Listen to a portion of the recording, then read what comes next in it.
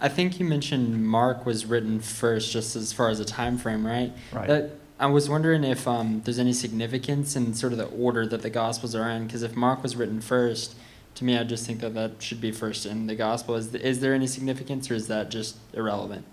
Well, I think, and that has been debated, we really don't know why, but I would say most scholars think that Matthew is put first in our New Testaments, and not just our New Testaments, but the way that they are arranged in ancient,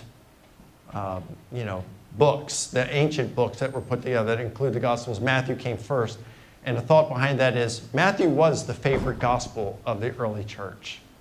And he does a lot of literary artistry in there, like with the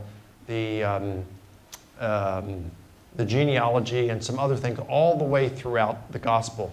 And they appreciated that. The ancients loved literature. They wanted their histories and biographies written not just to be accurate, but they wanted it to be good literature as well. So you had a guy named Asconius who wrote during the Neronian age in the 60s. And Asconius, probably more than any other ancient historian, was writing according to how we would want history written today. But his writings didn't really survive, except in fragments and how they are quoted by. Why?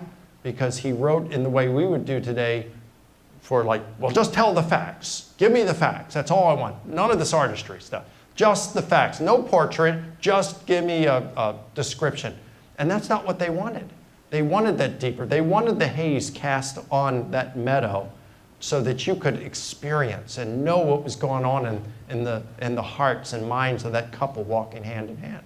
They wanted to know the deeper meanings of things. Truth, but maybe not in a precise sense, though still accurate. And if it weren't written for good literature like that, like with Asconius, he didn't make it in the top echelon of ancient historians.